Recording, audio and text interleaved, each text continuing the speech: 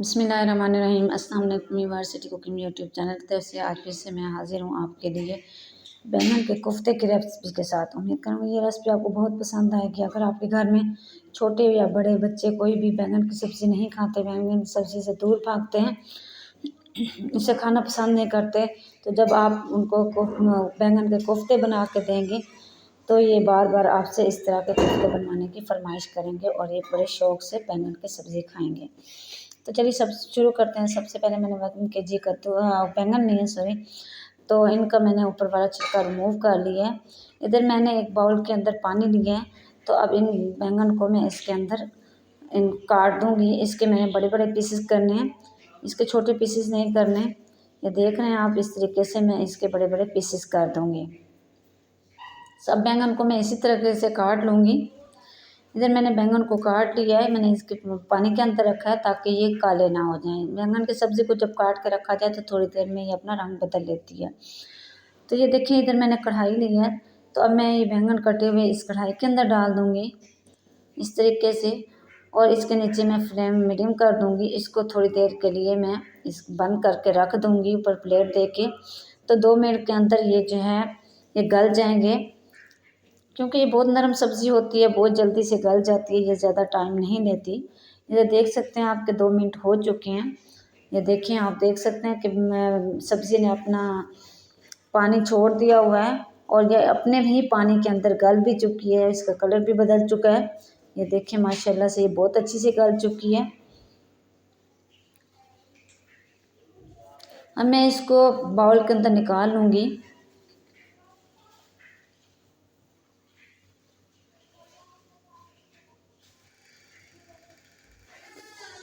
इसको मैंने बाउल के अंदर निकाल लिया और इसमें थोड़ी देर के लिए ठंडा होने के लिए रख दूँगी। ये देखिए हमारी सब्ज़ी बहुत अच्छी सी गल चुकी है और ये हमारी अब सब्ज़ी इधर ठंडी भी हो चुकी है। तो अब मैं इसके अंदर डाल दूँगी, ये मेरे पास है चॉप किया हुआ प्याज, और ये चॉप किए हुए मेरे पास 8-10 बस मिर्चें हैं, और कटा हुआ टमाटर है, और कटी हुई मेरे पास है सब्ज़ धनिया, और 2 नींबू है मेरे पास। अब इसके अंदर मैं इस तरीके से ये सारी चीज़ें डाल दूँगी।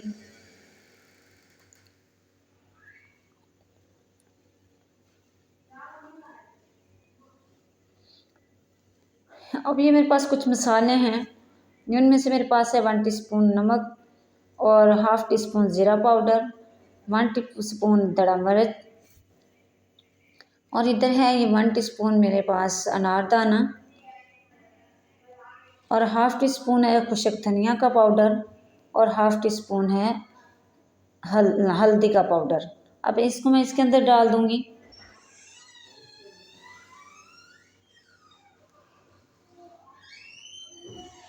ये इधर मैंने एक अंडा लिया है, तो अब इसके अंदर एक अंडा डाल देंगे।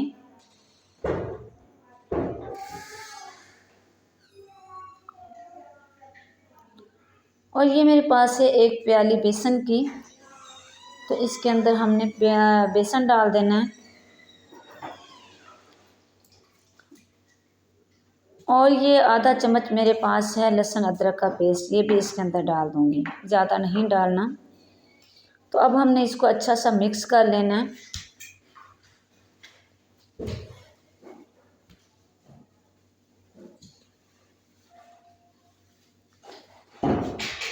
ये देखिए, हाथों की मदद से इस तरीके से मैंने इसको अच्छा सा मिक्स कर लिया है। तो ये देखिए हमारा मिक्सचर जो तैयार हो चुका है, इसमें से मैंने जितने के कोफ्ते बनाने थे वो मैंने ले लिया, बाकी मैंने साइड पे कर लिया। इस तरीके से हाथ की मदद से हम जो है थोड़ा सा लेके हम गोल शक्ल में इसका कोफ्ता बना लेंगे। इसको दरमियाने साइज़ के बनाएंगे, ज़्यादा बड़े नहीं बनाएंगे, ना ही बिल्कुल छोटे से बनाएंगे।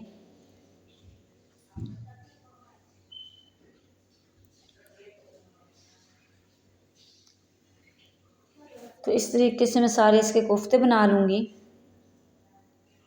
ये देखिए मैंने इधर कुछ कोफ्ते बना लिए हैं, और साथ साथ बनाते जाएंगे और साथ साथ ही इनको फ्राई करते जाएंगे। ये मैंने पैन लिया है, पैन के अंदर मैंने ऑयल डाल दिया 1 कप। तो इस तरीके से ये हम कोफ्ते जो हैं इसके अंदर डाल देंगे और हम इसको अच्छा सा फ्राई कर लेंगे।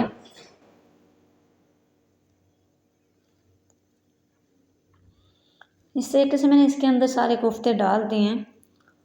तो हम इसको 2 मिनट तक इस तरीके से पकाएंगे और फिर हम इसकी साइड चेंज कर लेंगे। इधर 2 मिनट हो चुके हैं, अब मैं इसकी साइड चेंज कर रही हूँ।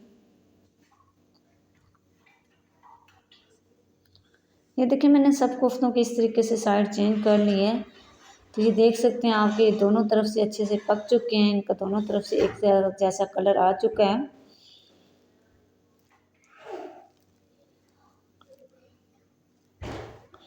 तो अब मैं इसमें को प्लेट में निकाल लूँगी।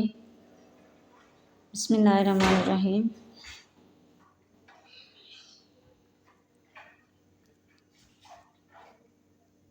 ये देखिए इन सबको इस तरीके से मैंने प्लेट में निकाल लिया। इधर मैंने कढ़ाई लिया, कढ़ाई के अंदर मैंने आधा कप ऑयल डाल दिया और इसके अंदर मैंने 2 प्याज कटे हुए वो डाल दिए हैं। तो अब मैं इस प्याज को अच्छा सा फ्राई कर लूँगी। देख सकते हैं अब प्याज हमारे फ्राई हो चुके हैं और इसके अंदर मैंने 1 टीस्पून डाल दिया अदरक लहसुन का पेस्ट और 2 टमाटर मैंने इसके अंदर डाल दिए हैं। और हम इसको इस तरीके से अच्छा सा पका लेंगे जब तक कि टमाटर का पानी अच्छा सा खुश्क हो जाएगा। और इसमें मैंने डाल दिया 1 टीस्पून हल्दी पाउडर, 1 टीस्पून इसमें मैंने डाला है रेड मिर्च का पाउडर और 1/2 टीस्पून इसमें अंदर डाला मैंने खुश्क धनिया और 1 प्याली मैंने इसके अंदर डाल दी है दही की।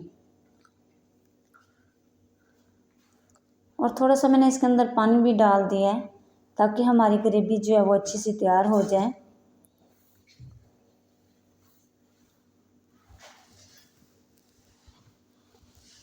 तो हम इसको इसी तरीके से 5 मिनट तक मज़ीद जो है इसको पकाएंगे ताकि हमारी ग्रेवी जो है वो अच्छी सी बन जाए। आप देख सकते हैं इधर जो 5 मिनट हो चुके हैं। तो इसके अंदर मैंने 1 कप पानी का डाल दिया है।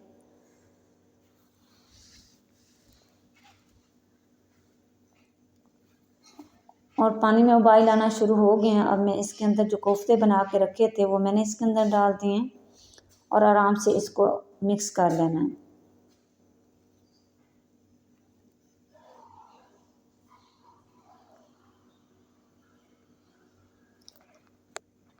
तो थोड़ी देर हम इसको इसी तरीके से पकाएंगे ताकि ये शोरबे के अंदर जो है ये अच्छे से पक जाए। और 1 टीस्पून मैंने इसमें नमक भी डाल दिया है। नमक मैंने पहले भी उस कोफ्तों के अंदर भी डाला था, लेकिन ग्रेवी के अंदर भी 1 टीस्पून मैंने नमक डाल दिया है।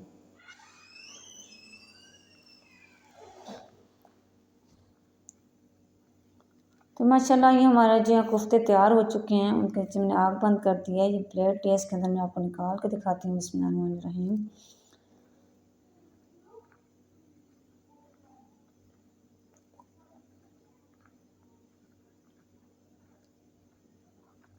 तो ये देख सकते हैं आप माशाल्लाह माशाल्लाह हमारे जो है ये कोफ्ते माशाल्लाह बहुत ही मज़े के तैयार हो चुके हैं।